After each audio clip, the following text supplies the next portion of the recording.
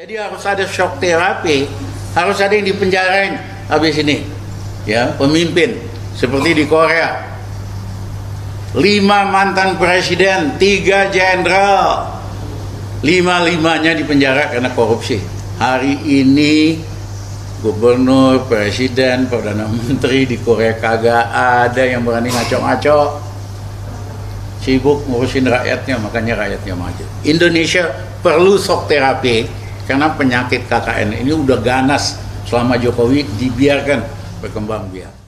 Karena itu tergantung kepada sekarang sikap bagaimana saudara Jokowi ini melakukan reaksi kepada yang kita sampaikan ini. Ya.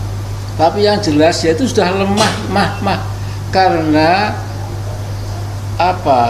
korupsi yang demikian besar itu sudah langsung masuk ke inti keluarganya gitu loh.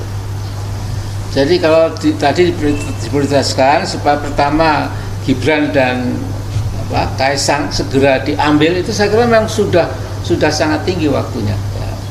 Karena itu kita juga menunggu kalau mereka reaksinya positif, kemudian membaik, tidak arogan, tidak gemeruntu, ya menurut bahasa Jawa.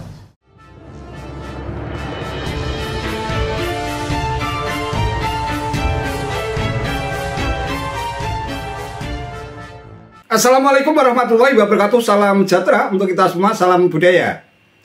Sahabat-sahabat tercinta sebangsa dan setanah air yang sangat saya hormati, pertemuan Ketua Majelis Syuro Partai Umat Amin Rais yang didampingi Marwan Batubara di rumah Rizal Ramli pada hari Minggu 13 Agustus 2023 yang lalu menyisakan tanda tanya besar. Pertama, pertemuan itu hanya selang 3 hari pasca aksi demo kaum buruh yang menuntut pencabutan Undang-Undang Omnibus Law pada tanggal 10 Agustus 2023 yang sempat digembar-gemborkan Amin Rais dan gerombolannya juga bakal menggelar aksi People Power untuk memajukan Presiden Jokowi. Namun faktanya aksi 10 Agustus juga lesu darah bahkan gagal total. Kenapa Amin Rais tiba-tiba saja menyambangi rumah Rizal Ramli dengan mengundang jumlah awak media? Pertanyaan yang kedua, usai melakukan pertemuan tertutup, kedua tokoh yang merasa sangat berjasa dalam menggulingkan bola reformasi 98 itu menyampaikan bocoran hasil pembicaraan mereka kepada pers. Nah, ternyata mereka memang punya skenario licik untuk menjatuhkan Jokowi sebelum masa jabatannya habis dengan dalih Jokowi telah melakukan pelanggaran konstitusi, di antaranya demokrasi dipreteli, melakukan kebohongan secara terus-menerus. KKN telah merasuk ke jantung keluarga Jokowi melalui putranya Gibran Raka Buming Raka dan Kaisang Pangarep. Jokowi telah membuat rakyat makin miskin berjamaah, sehingga Jokowi jelas-jelas gagal menjalankan amanah sebagaimana termaktub dalam Mukadimah Undang-Undang Dasar 1945. Terlihat betul bagaimana muaknya kedua tokoh yang sudah memasuki usia uzur ini terhadap semua kebijakan Presiden Jokowi. Nah, yang menarik, ternyata mereka juga telah merancang skenario licik di balik perubahan yang bakal mereka lakukan setelah Jokowi berhasil dijatuhkan, yakni menurunkan harga BBM, menurunkan tarif listrik, menstabilkan kebutuhan pokok, menaikkan kredit UKM, membereskan utang, dan mengadakan pemilu yang lebih adil serta tidak ada lagi ambang batas pemilu. Jadi harus ada shock terapi. Harus ada yang dipenjarain habis ini pemimpin. Seperti di Korea, 5 mantan presiden, 3 jenderal dipenjarakan karena korupsi. Indonesia perlu shock terapi karena penyakit KKN ini sudah ganas selama Jokowi dibiarkan berkembang biak. Tegas Rizal Ramli. Pertanyaan yang muncul kemudian, kenapa skenario licik semacam ini malah dibocorkan kepada pers? Hanya gertak sambal agar Jokowi mau mundur dengan cara baik-baik, lantaran mereka sadar sungguhnya mereka tidak memiliki kekuatan yang mengakar pada rakyat. Bukankah skenario licik semacam itu justru membuka aib dan borok mereka sendiri sebagai demagog dan megalomaniak yang haus kekuasaan. Jadi ini waktunya perubahan akan tiba, ya kan? Dan nanti kita akan ajak teman-teman juga, purnawirawan, ya, polisi dan tentara, TNI, tokoh-tokoh akademik dan sebagainya. Time has come. It's time, waktunya Indonesia berubah untuk lebih baik. Tapi cita-citanya dulu nih supaya clear. Hanya perubahan mau ganti-ganti kekuasaan, kagak. Cita-cita kita begitu Jokowi jatuh, satu, harga BBM kita akan turunkan sehingga di kantong rakyat ada uang. Yang kedua, tarif listrik kita akan turunkan ke posisi 3 tahun yang lalu sehingga cicilan listrik rakyat berkurang 30%, ada uang di kantongnya. Yang ketiga, kita akan stabilkan kebutuhan pokok. Yang keempat, kita akan naikkan kredit untuk UKM dari hanya 18% dari total kredit ke 35% dalam 1 tahun. Sehingga UKM yang 40 juta ada uang. Hari ini di daerah-daerah nggak ada uang, di bawah nggak ada uang, kesedot untuk bayar pokok sama bunga utang 780 triliun. Kita beresin soal utang dan lain-lain. Yang kedua, kita adakan pemilu yang lebih adil dan fair. Belajar dari Pak Habibie. Pak Habibie hanya 6 bulan persiapannya, nggak perlu lama-lama. Yang dia lakukan, ketua KPU, Bawaslu, tokoh independen, anggotanya dari partai-partai supaya bisa saling ngawasi. Bukan hari ini sengaja dipilih ormas supaya gampang diatur. Yang ketiga, tidak ada lagi threshold sehingga pemilihan presiden, gubernur jadi lebih kompetitif, faktor uang lebih berkurang. Dan yang terakhir, nggak ada lagi tuh box dibawa dari TPS ke kecamatan, disitulah kecurangan dilakukan. Nanti dari TPS 85.000 langsung ke satelit, rakyat monitor lewat handphonenya. Biayanya pun sepertiga dari yang mereka minta biaya buat 2024 90 triliun. Kita udah hitung cukup 30 triliun. Jadi teman-teman, itulah arah perubahannya. Ini waktunya kita berubah. Capek kita semua ngulangin kasus yang sama lagi, Mas Amin. Ya. 25 tahun yang lalu kan kita yang ngomongin KKN. Iya kan? Ini lebih parah lagi. Ini lebih parah lagi. Masa 20 tahun lagi kita masih ngomongin yang sama? Kapan ini bangsa maju? Jadi harus ada shock terapi, harus ada yang dipenjarain habis ini. Ya, pemimpin seperti di Korea. 5 mantan presiden, 3 jenderal, 5-5-nya dipenjara karena korupsi. Hari ini gubernur, presiden, perdana menteri di Korea kagak ada yang berani ngaco-ngaco. Sibuk ngurusin rakyatnya, makanya rakyatnya maju. Indonesia perlu shock terapi karena penyakit KKN ini udah ganas selama Jokowi dibiarkan berkembang biak. Jadi kalau bicara purnawirawan jenderal, tokoh-tokoh termasuk yang dari daerah, termasuk juga ada Pak Amin, sebetulnya kita kan barusan launching petisi 100, itu jelas akan bergabung. Di sana ada misalnya Pak Legend Yayat, Legend Soeharto, Pak Sunarko dan sebagainya, dan juga sejumlah akademisi dari kampus-kampus, dan bukan cuma di Jakarta, ada dari Bandung, Surabaya dan seterusnya. Begitu. Sehingga kalau orang Jakarta kan bilang, ya, apa, lu jual gue beli. Ini katanya gue borong. Ya mudah-mudahan seperti itu. Ya. Saya akan dengar saja. Jadi sebenarnya sedikit tambahan, ya. Jadi kita sedikit pun tidak terbesit bahwa perubahan nanti harus menjajarkan darah walaupun setitik. Jangan, never ever, jangan sampai. Ya. Karena itu tergantung kepada sekarang sikap bagaimana saudara Jokowi ini melakukan reaksi kepada apa yang kita sampaikan ini ya. Tapi yang jelas ya itu sudah lemah karena korupsi yang demikian besar itu sudah langsung masuk ke inti keluarganya gitu loh.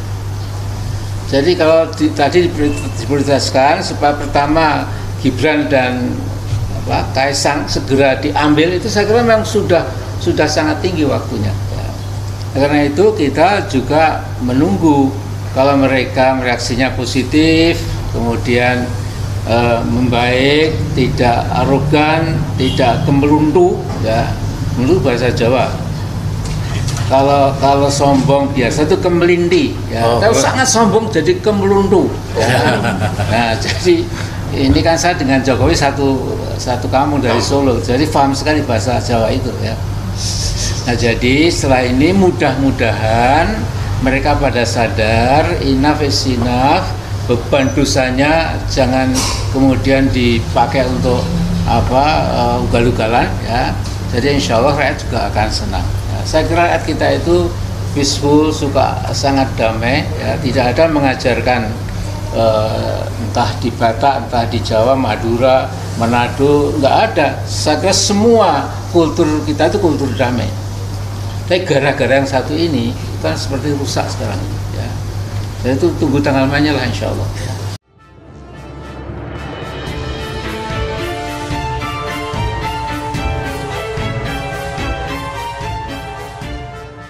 Sahabat-sahabat tercinta bangsa dan setanah air yang sangat saya hormati, dalam amatan saya berdasarkan gestur dan narasi yang dilontarkan Amin Rais dan Rizal Ramli menyiratkan suasana batin yang sudah sangat putus asa, bahkan sudah mencapai level depresi. Mereka sudah begitu muak terhadap Jokowi. Sayangnya sejak Undang-Undang Dasar 1945 diamandemen, sistem ketatanegaraan negeri ini telah banyak berubah. Salah satu diantaranya adalah pasangan calon presiden dan wakil presiden dipilih secara langsung oleh rakyat sehingga memiliki legitimasi yang sangat kuat. Namun demi memanjakan syahwat politik kebencian mereka terhadap Jokowi yang dinilai telah menyingkirkan mereka dari lingkaran kekuasaan, Amin Rais dan Rizal Ramli tega menzalimi dirinya sendiri dengan mengabaikan mekanisme impeachment dan pemakzulan seorang presiden dan garis miring atau wakil presiden sebagaimana tercantum dalam pasal 7 Undang-Undang Dasar 1945 yang telah diamandemen, di mana Amin Rais sendiri yang telah menginisiasi sekaligus menandatanganinya saat masih menjadi ketua MPR. Usul pemberhentian presiden dan garis miring atau wakil presiden dapat diajukan oleh DPR kepada MPR hanya dengan terlebih dahulu mengajukan permintaan kepada Mahkamah Konstitusi atau MK untuk memeriksa, mengadili, dan memutuskan pendapat DPR bahwa presiden dan garis miring atau wakil presiden telah melakukan pelanggaran hukum berupa pengkhianatan terhadap negara, korupsi, penyuapan, tindak pidana berat lainnya atau perbuatan tercela, dan garis miring atau pendapat bahwa presiden dan garis miring atau wakil presiden tidak lagi memenuhi syarat sebagai presiden dan garis miring atau wakil presiden. Pengajuan permintaan DPR kepada MK hanya dapat dilakukan dengan dukungan sekurang-kurangnya 2/3 dari jumlah anggota DPR yang hadir dalam sidang paripurna yang dihadiri oleh sekurang-kurangnya 2/3 dari jumlah anggota DPR. MK wajib memeriksa, mengadili, dan memutuskan dengan seadil-adilnya terhadap pendapat DPR mengenai dugaan pelanggaran oleh presiden dan garis miring atau wakil presiden tersebut paling lama 90 hari setelah permintaan DPR itu diterima oleh MK. Apabila MK memutuskan bahwa presiden dan garis miring atau wakil presiden terbukti melakukan pelanggaran hukum, DPR menyelenggarakan sidang paripurna untuk meneruskan usul pemberhentian presiden dan garis miring atau wakil presiden kepada MPR. MPR wajib menyelenggarakan sidang untuk memutuskan usul DPR tersebut paling lama 30 hari setelah atau sejak MPR menerima usul tersebut. Keputusan MPR atas usul pemberhentian presiden dan garis miring atau wakil presiden harus diambil dalam rapat paripurna yang dihadiri oleh sekurang-kurangnya 3/4 dari jumlah anggota dan disetujui oleh sekurang-kurangnya 2/3 dari jumlah anggota yang hadir setelah presiden dan garis miring atau wakil presiden diberi kesempatan menyampaikan penjelasan dalam rapat paripurna MPR. Jadi MPR dapat memberhentikan presiden dan wakil presiden sebelum masa jabatannya dengan persetujuan MK yang diberikan dalam bentuk putusan bahwa presiden dan wakil presiden telah terbukti melakukan pelanggaran hukum. Bisa jadi lantaran faktor usia, Amin Rais dan Rizal Ramli mengalami amnesia akibat memorinya yang hanya dijejali virus kebencian demi kebencian yang dibangun dari halusinasi dan imajinasi liarnya sendiri, sehingga kerap mengigo dan kelindur untuk menggulingkan Presiden Jokowi yang telah diberikan mandat secara langsung oleh mayoritas rakyat di negeri ini. Ironisnya, Amin Rais dengan sangat jumowo memberikan dua pilihan kepada Jokowi, mundur dengan cara baik-baik atau melawan rakyat. Rakyat yang mana? Kalau rakyat yang membenci Jokowi karena teracuni berita hoax yang jumlahnya hanya beberapa gelintir, bisa jadi memang ada benarnya. Tetapi bagaimana dengan 82% rakyat yang merasa sangat puas terhadap kepemimpinan Presiden Jokowi?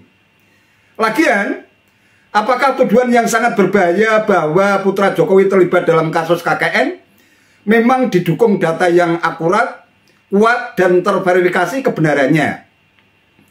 Kalau memang ada buktinya, kenapa tidak dilaporkan ke KPK? Kalau ada pihak yang telah melaporkan putra Jokowi ke KPK tetapi tidak ditindaklanjuti, bisa jadi datanya memang lemah, hanya berdasarkan dugaan dengan merujuk pada media yang tidak kredibel. Nah, yang membuat kita makin ngelus dada, Rizal Ramli malah sudah merancang visi dan misi perubahan yang bakal dilakukan setelah Jokowi jatuh dengan mengobrol janji kepada rakyat seperti menurunkan harga BBM, menurunkan tarif listrik, menstabilkan kebutuhan pokok, menaikkan kredit UKM, membereskan utang, dan mengadakan pemilu yang lebih adil, serta tidak ada lagi ambang batas pemilu. Konyol ini. Begini, taruhlah seandainya memang Jokowi jatuh meskipun mustahil itu terjadi, ada mekanisme tersendiri sebagaimana diatur pasal 8 Undang-Undang Dasar 1945 dan Peraturan MPR nomor 1 tahun 2019 tentang tata tertib MPR. Presiden akan digantikan oleh wakil presiden jika mangkat, berhenti, diberhentikan, atau tidak dapat melakukan kewajibannya. Ia akan digantikan wakil presiden hingga masa jabatannya selesai. Sidang paripurna untuk melantik wakil presiden menjadi presiden akan diselenggarakan paling lambat 3 kali 24 jam sejak terjadinya kekosongan. Lantas, bagaimana jika presiden dan wakil presiden mangkat, berhenti, diberhentikan, atau tidak dapat melakukan kewajibannya secara bersamaan? Nah, apabila hal itu terjadi, pelaksanaan tugas kepresidenan adalah Menteri Luar Negeri, Menteri Dalam Negeri, dan Menteri Pertahanan secara bersama-sama. Ketiganya juga dapat disebut sebagai triumvirat dan akan menjadi pelaksana tugas atau PLT kepresidenan sebagaimana juga tertuang dalam pasal 8 ayat 3 Undang-Undang Dasar 1945. Mereka akan menjabat sebagai PLT hingga presiden dan wakil presiden baru terpilih dan dilantik oleh MPR. Dalam prosesnya, MPR akan menyelenggarakan sidang paripurna paling lama 30 hari sejak presiden dan wakil presiden tidak lagi dapat bertugas. MPR akan memilih presiden dan wakil presiden baru dari dua pasangan calon yang diusulkan partai politik atau gabungan partai politik yang pasangan calonnya meraih suara terbanyak pertama dan kedua dalam pemilihan umum sebelumnya. Ini artinya seandainya negeri ini dalam keadaan vacuum of power karena presiden dan wakil presiden sama-sama tidak bisa menjalankan tugas, Amin Rais dan Rizal Ramli pun tidak memiliki hak untuk ikut mengatur negara. Lah kok sudah keluar-keluar menyampaikan visi dan misi perubahan, sampai ngelindur kepingin menggelar pemilu itu gimana? Wallahu a'lam bishawab. Itu saja yang bisa saya sampaikan. Terima kasih atas perhatiannya. Wassalamualaikum warahmatullahi wabarakatuh.